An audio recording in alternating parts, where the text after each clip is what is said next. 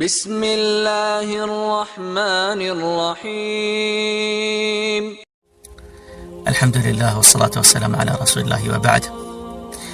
شکر نعمت درهای روزی رو به انسان باز میکنه و لازمه شکر نعمت استقامت بر طاعت و عبادت و دوری از گناهانه.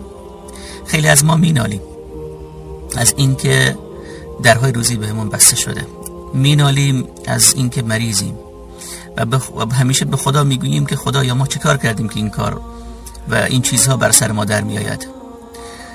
چرا ما سوال نمیپرسیم از خودمون ما چی کار کردیم؟ به درگاه الهی چقدر عبادت و طاعت انجام دادیم؟ چقدر استقامت کردیم بر نمازهای فرض پنجگانه، بر سنتهاش، در طاعت و عبادتش؟ چقدر خواهران مواظب حجابشون بودن؟ چقدر ما مردم مواظب چشمامون بودیم؟ آیا ما این سوالها را از خودمون هم کردیم یا نه؟ ما چی انجام دادیم برای خدا؟ نه اینکه ما همیشه بگیم که نه ما خود متبرئه بکنیم، ما هیچ کاری نکردیم. ما در مقابل پروردگار زیاده در مجالس خودمون غیبت میکنیم، تهمت میزنیم. خواهرها مواظب حجابشون نیستن، اون حجابی که خداوند در قرآن توصیه بهش میکنه و به رسول الله صلی الله علیه و سلم خطاب میکنه خداوند که به زنان مؤمنین بگوید که حجاب را بر سر خودشون بندازن. یا ایها النبی قل ازواجک و بناتک و نساء المؤمنین، به همسران خودت، دختران خودت و زنان مؤمنین بگو یدنین علیهن من جلابیبهن، تا حجاب از روی سر به پایین بندازن، به بدنشون، کل بدنشون بپوشونه. ذلك ادنى ان يعرفن، یعنی این کمترین چیزی هست تا اینکه شناخته نشن. فلا یؤذین، تا اذیت نشن. شاید ما کوچک بگیریم، اون ساق دستی که بیرون بشه، اون پایی که بیرون بشه، اون مویی که بیرون بشه. نگاه کوچکی گناه نکنیم، نگاه اون خالق بزرگ کنیم که عصیان و سرپیچی از فرمانش میکنیم. در گناه نیفتیم، چشممون زنا نکنه، گوشمون زنا نکنه. شرع برایمون چارچوب های گذاشته در مقابل نامحرم. شرع چارچوب گذاشته در صحبتمون با نامحرم. فلا تخضعن بالقول فیطمع الذی فی قلبه مرض، راحت خوشو بش نکنید با نامحرم. شاید در اون قلبی که مریضه طمع بیفته، شهوت بیفته. جایی هم خداوند از اختلاط و از نشست و برخاست با نامحرم شرع ما رو بر حذر میشماره. و اذا سألتموهن متاعا فاسألوهن من وراء حجاب، اگر چیزی خواستید از پشت حجاب، پشت پرده بخواهید، اختلاط پیش نیاد. به خاطر همین هست که رسول الله صلی الله علیه و سلم میفرماید ایاکم الدخول علی النساء، بر حذر باشید از اینکه وارد زنا بشید.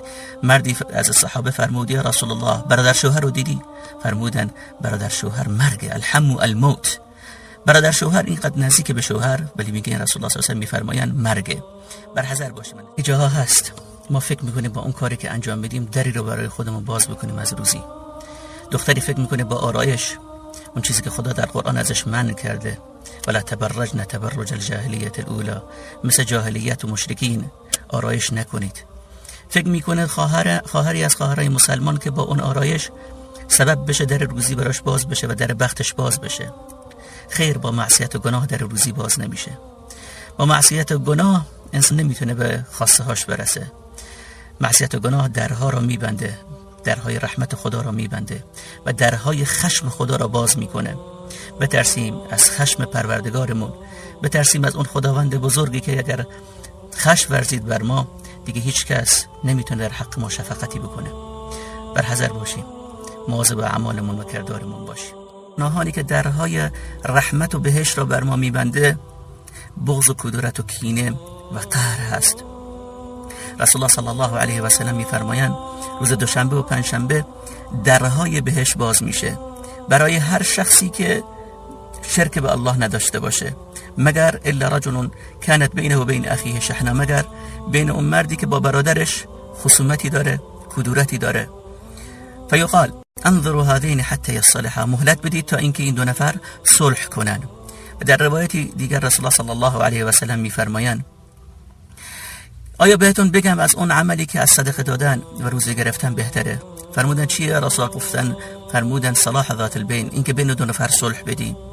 و ان البغضه هی الحالقه، بغض و کینه و کدورت حالقه هست، میتراشه انسان رو، میتراشه نموهاش، دین انسان رو میتراشه. مواظب باشی.